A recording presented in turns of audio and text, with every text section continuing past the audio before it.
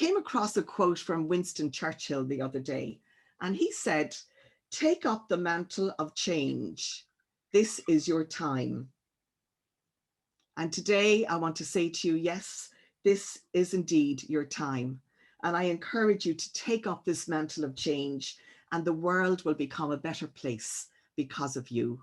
So thank you, and I'm going to hand you over to our facilitators. Guys, the main theme for this year, as you know, has been leadership, and in particular, leadership linked to the Sustainable Development Goals. Mike Ryan's an Irish former trauma surgeon and epidemiologist, not an amateur one like a lot of people, who is now executive director of the World Health Organization's emergency program. And he was awarded the Ramur Award recently by ourselves and Troker. And here is a little part of his acceptance speech, which you may have already seen. I mean, millions of people have actually viewed these videos now.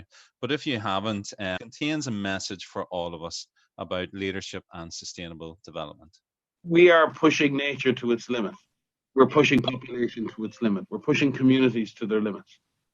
We're stressing the environment. We're stressing populations and communities. We are creating the conditions in which epidemics flourish. We're forcing and pushing people to migrate away from their homes because of climate stress. We're doing so much, and we're doing it in the name of globalization and some sense of chasing that wonderful thing that people call economic growth, because what it's doing is driving unsustainable practices in terms of how we manage communities, how we manage development, how we manage prosperity. We are generating, we're writing checks that we cannot cash as a civilization for the future. And someday when we're not here, our children will wake up in a world where there is a pandemic that has a much higher case fatality rate and that could bring our civilization to its very knees. We need a world that's more sustainable, where profit is not put before communities, where that is not the bottom line, where the slavery to economic growth is taken out of the equation. We need sustainable growth in our communities. We need sustainable livelihoods for our people. And we are taking huge risks, and I mean massive risks, with our future if we don't manage the biome that we live in on the planet in which we live.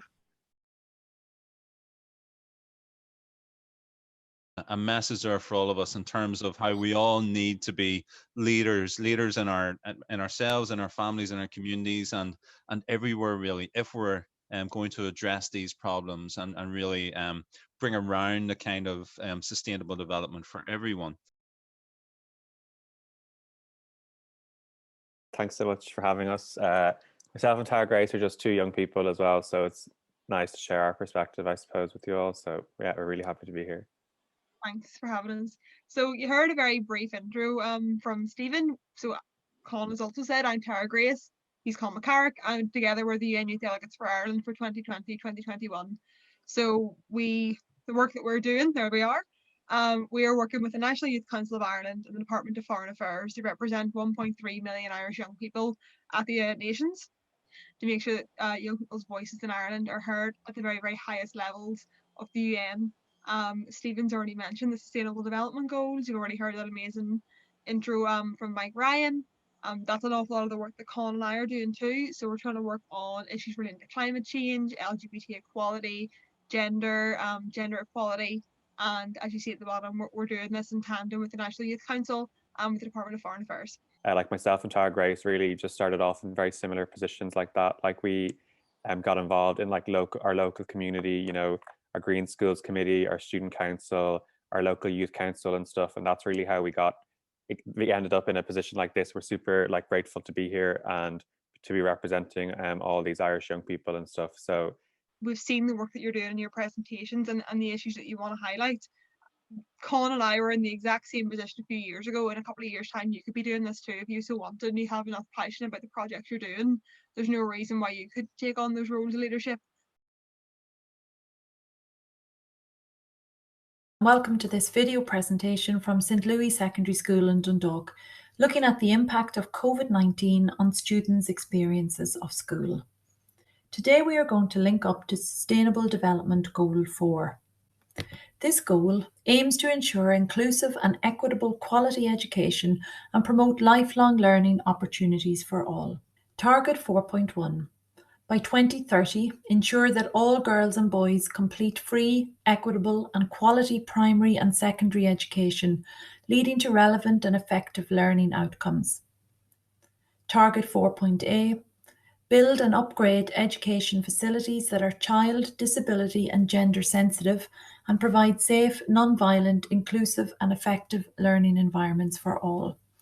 And we felt there was a lot of information even just between these two targets. So we're going to focus on some of the key words from these targets: equitable, safe, free, quality and effective learning. We conducted research to determine how COVID-19 has impacted education for our students here in St. Louis. 11% of our students felt they got on really well, with 11% feeling that they really struggled.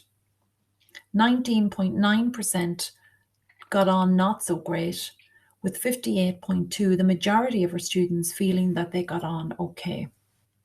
And lastly, some of the greatest challenges our students have faced over the last year. The workload is too much. We're not able to focus on the chapters as we did in class. Coping with everything, having Wi-Fi issues and then missing parts of live classes, staying engaged, being alone and not seeing friends. I personally thought learning online this year wasn't actually as hard as it was last year, but I wouldn't say it was easier either. But I would say it was really good, all thanks to the teachers, friends who were always there for us when we needed them. Less than one half of schools in sub-Saharan Africa have access to drinking water, electricity, computers, and the internet. Inequalities will also worsen unless the digital divide, the gap between underconnected and highly digitalized countries, is not addressed.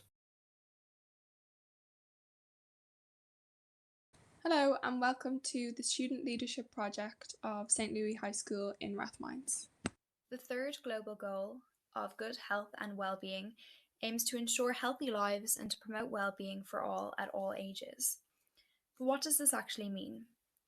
Well, the UN has set out a number of key targets that it aims to achieve in order to promote good health and well-being over the next number of years. Studies have shown that the worry and stress over the virus have caused people difficulty sleeping and eating, increases in alcohol consumption or substance use, and worsening chronic conditions.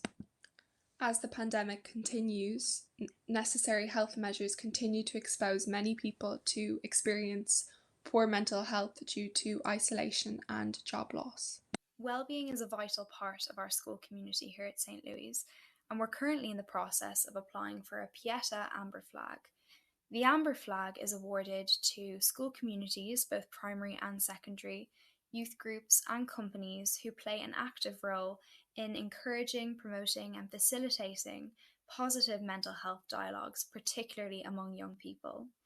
Thank you so much from the transition year students and the SRC here at St. Louis High School, Rathmines.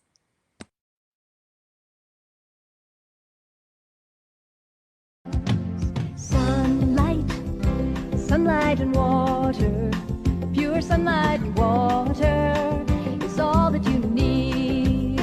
Long-lasting sunlight, fresh as the morning. Miss Precious is a really popular cliche, but due to the virus, there was a temporary lockdown which lasted for approximately 5 months. It gave students in Ghana no other option but to study online. According to the UN, 1.5 billion students worldwide couldn't get access to education due to COVID-19. We are back in our classrooms now, but the contact hours have been reduced.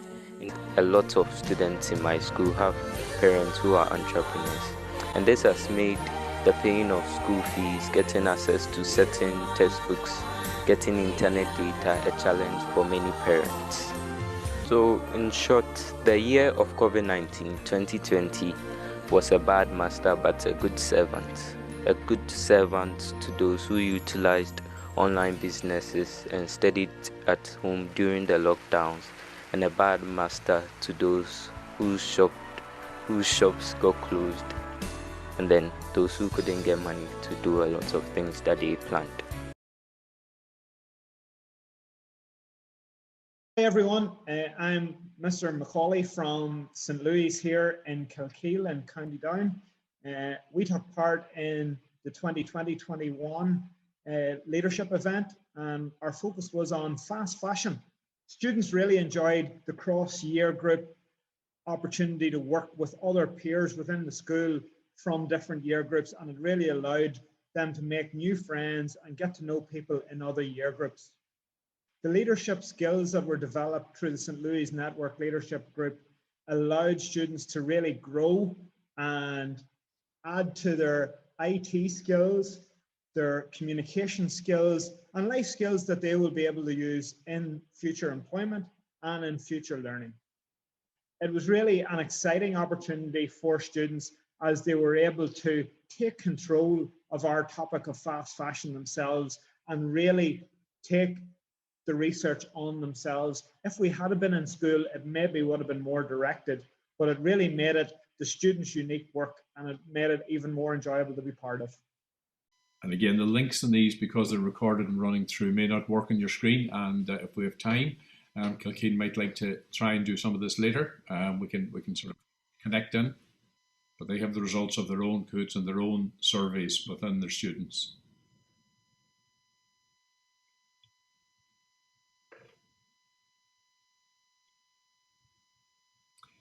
And again, the effect of social media. We know that many online, the major online shopping avenues of Google and Amazon and a few others are basically directing most of our online shopping, particularly in fashion.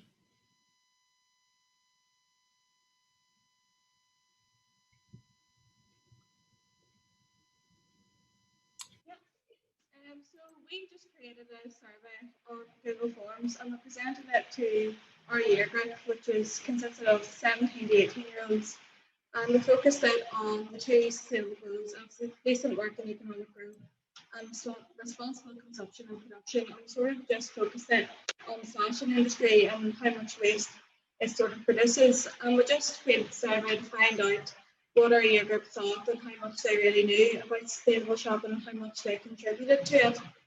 And just as you can see in the results there, they seem to know that fast fashion is a great issue, but I don't think they realise how much they maybe contribute to it and how much of their favourite brands really do have fair work conditions for their employees. The results show that more people are more likely to contribute to sustainable clothing and to purchase it more often and to be more aware of how much clothes they're buying and to be more considerate. Thank you for listening. Great, thanks very much. That was great. And maybe if you want to put that link into the chat, Rory. That is absolutely so good. Such brilliant presentations and such a variety, like, you know, the way I can't wait to see more. Before we go on our break though, we're going to do our own little Kahoot of our own, but don't worry if you can't access Kahoot because it's a true or false. I'd love to be able to do Kilkeel's one. It sounds really interesting, like, you know, the way, so maybe you can make it live again for a challenge for us to do ourselves. Let's get going. So these are true or false facts around the world. And judging from your presentations, you probably know the answers already. But okay, here's the first one. Everyone in the world now has access to a COVID-19 vaccine. So put your hands up, or, oh, we have a false there. Okay, so maybe everybody agrees with that. So they probably have their hands down. Perfect. Great. Okay. The increase in wealth of the richest 100 billionaires since the COVID-19 started is enough to pay for everyone's vaccines. So what do you think? You can see a few hands. Brilliant. Great. So we have kind of half and half. All will be revealed later on, everybody. Okay. We would love to just get a snapshot of what you guys think of this program that you've been on over the year. So if you could just put in, you know, 3 words and be honest with us. Do be honest with us, but do be nice as well. Be nice and to be honest. So I'll just leave it up there for a minute, just as we see some of the words coming in, and then we can crack on with our presentation. So you can see, if you've never done a Menti before, go to menti. Well, if you've been with us, you will have. Okay, wow, we've got a thumbs up on a Menti. I have never seen a thumbs up on a Menti before. There you go. Every day is a school day. I'd love to know how to do that. Interesting, wonderful, exciting, fun, enjoyable, challenge, and not so bad. Well, that's, as long as it's not so bad, that's the main thing. Very motivating, very nice, fine, wow, fun, unreal. Okay, we'll finish on that. It was unreal, Patsy. So good to hear, like, and it's fantastic to have participants from all around the world participating in this. I think it's a real positive. Wonderful, so, isn't it? Just yeah. Well, yeah, it's very easy to connect. It's one of the benefits of this, all right, to connect very closely with people around the country and around the world. Yeah. I've been making notes throughout, and like Colin said, I've been texting Colin, but like, this is actually so helpful for what we're doing. You actually get this level of input directly from young people. It is so brilliant to hear.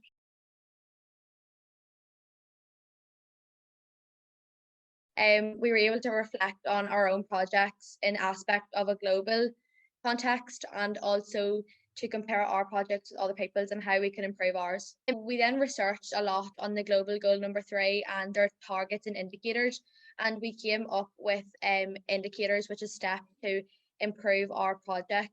Hello, my name is Donna Sherlock and I am a pupil in St. Louis Secondary School in Monaghan. Probably the main thing that was really enjoyable about it was listening to all the other schools, the Louis schools around the country, and especially Africa, just seeing them and what they do is really good. Listening to their projects as well, all about the different global goals and comparing our project to their projects. I felt that it was very good just to, especially during these times, to see faces, and also felt like it was in-person communication. If you're thinking about doing it, I definitely recommend it.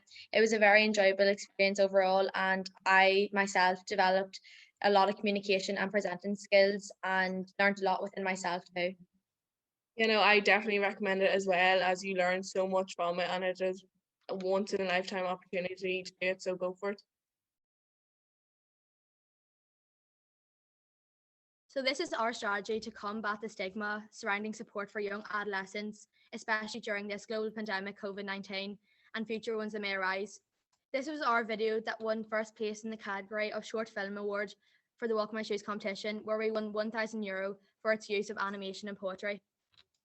These are hidden struggles. Anxiety is a feeling of unease, such as worry or fear. It can trigger people in many ways. It may be mild or severe. She says, I promise things will get better. Just keep pushing on one day at a time. Once she realised exactly what was going on in her mind and could put a label on it, she began opening up to her friends and family about how she was feeling. He says, thankfully he found himself some encouraging friends and family who eventually started asking if he was okay, which he wasn't, but it opened the door to express how he was feeling. We have 3 measurable targets, and number 1 is that by the end of 2021, to have support groups and policies set up for 25% of all secondary schools in Ireland. To conclude, we hope that these goals and indicators will open an opportunity for the availability of mental health services for young adolescents. Ramsgrange Community School Student Council is looking at Sustainable Development Goal number 3, good health and well-being over a 6-month period. As a student body, we are looking at this goal locally within our community as well as globally. Our aim is to create awareness of the recognised factors leading to good health and well-being, and to stop and think, what can I do in my lifetime to create a better and more sustainable future for all? From our research, these are the recognised drivers to health and well-being globally. The 5 other variables to health and well-being globally are freedom to make life choices, trust towards social and political institutions, health life expectancy, level of available support from friends and relatives in times of need, generosity as a sense of positive community engagement. December was all about generosity and kindness, where the Student Council organised fundraising for Crumlin Hospital, Christmas hampers for members of our community, Gaurav Mahagut Day to thank all those involved in the safe return to school in September, as well as the staff getting involved in the Guardian Angel initiative, which meant that each member of staff had somebody looking out for them over the month of December.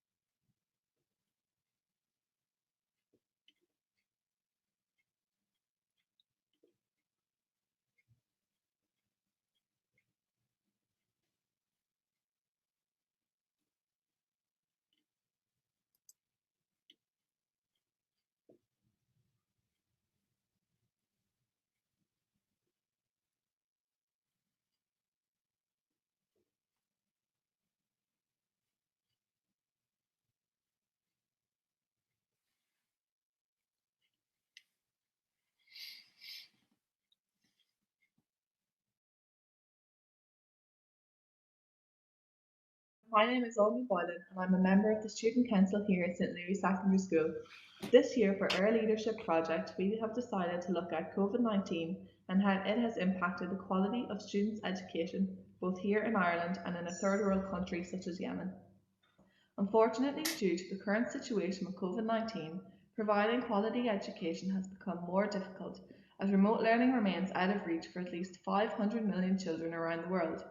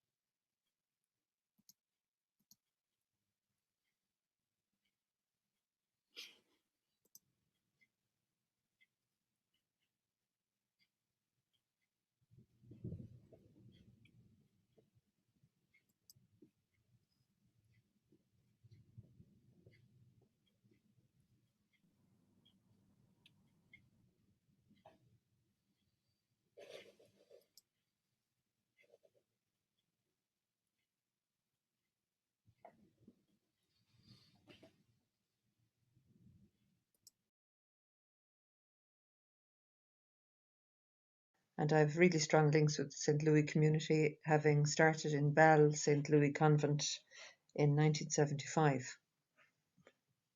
The whole idea is to apply all those skills in different contexts and to transfer them to different areas of education.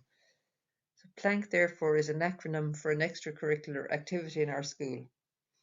And as you can see, P is problem solving, L literacy, A application, N numeracy, and K key skills of junior cycle. I encouraged students to join the PLANK team. I had 24 transition year students on the team, and each of them had different skills and talents and blossomed through being on the PLANK team. Hi, my name is Joseph Grego. I'm a 5th year student and a member of the PLANK team. The PLANK team was set up last year by our now deputy head Miss Flanagan when I was in TY.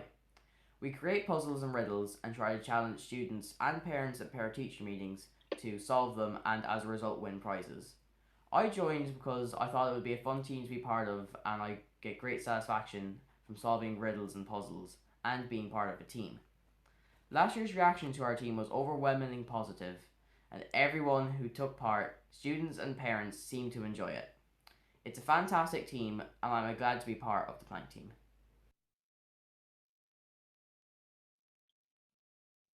We create problems that are fun and encourage participation. The participation is the important thing, not the winning. This year, we have sent in some of the puzzles from PLANK to the local radio station. There's one DJ in particular who challenges another DJ to solve puzzles. He likes really tricky brain teasers, so we try and supply him with ones that are hard to find the answers to. I have linked some of the PLANK activities to some of the global goals for sustainable development. I feel PLANK is linked to the 4 global goals I've mentioned here. I just finished with the slide of the 17 global goals for sustainable development. I guess what we do as well, we are like here basically to help any secondary school to really embed global citizenship education into their school. So we do a lot of teacher training and a lot of subject specific work with with teachers, the way you've started your journey. So kind of stay passionate about it. There's lots of ways that you can campaign and take action. There's so many hidden struggles out there that we don't actually get to hear about. So it's important you're all like investigative journalists digging deeper into issues and everything. So continue that journey to do that. And South Africa and India, and actually more than 100 countries have joined them now, are calling on the World Trade Organization to temporarily waive the patents that are on COVID-19 vaccines. Europe and America and many of the richer countries in the world are refusing to do that. And to say, like Lizzie, this is the start of your journey, so keep going with it.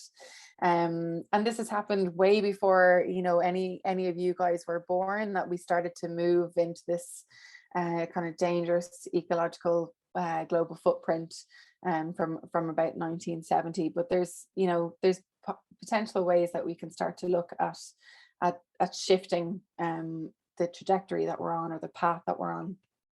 So the likes of the pandemic that we're currently in, you know, we've all been at home for a year. Millions of people have lost their lives, and it's certainly a year ago we wouldn't have thought that we were in the situation that we're in now. And a huge amount of these infectious diseases are coming from how we've changed the land, essentially to produce food in an industrial or a large scale way. So one way that we can take action would be looking at food sovereignty. So we said it is true that for every $1 given in aid, $5 comes back out through unfair financial systems. And we're always really like to highlight this, because Ireland has a huge role to play in this. Companies filter their money through Ireland as a way to dodge paying tax. So one of the actions that you can take here is to look at Ireland's role in creating tax breaks for multinational corporations, you know, in relation to your own project, and this focus around coronavirus and the planet's sustainability. So really to start thinking, can I take this another step further than where we've gone? Because the school term isn't finished yet. So maybe there's areas that you might like to focus on. Well, I just want to say one huge thanks and congratulations to everybody. The schools and their projects were amazing, and all the work that went into them, and particularly when you were doing it, remotely is the word I'm looking for. And St. Louis Jubilee School Kumasi, I want to say a big congratulations to you. It's so good to have you with us.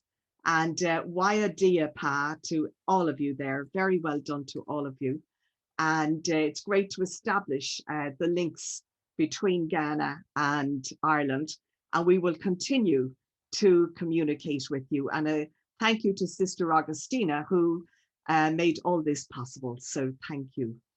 And to our young people, to Con and to Tara Grace, it was so fantastic to have you here with us today. And I loved what you shared, what you said, and all that you said to the young people, and encouraging people to continue the conversation. So thank you for that. But to Stephen and to Patsy, to Lizzie and to Sinead, thank you so much for the journey. We began this journey, as Patsy said, last September, and we met you guys first in October, and we continued. And this is the first year we've done it like this, but it's just wonderful to be able to do this, paving the way for next year, and goodness knows what next year will offer.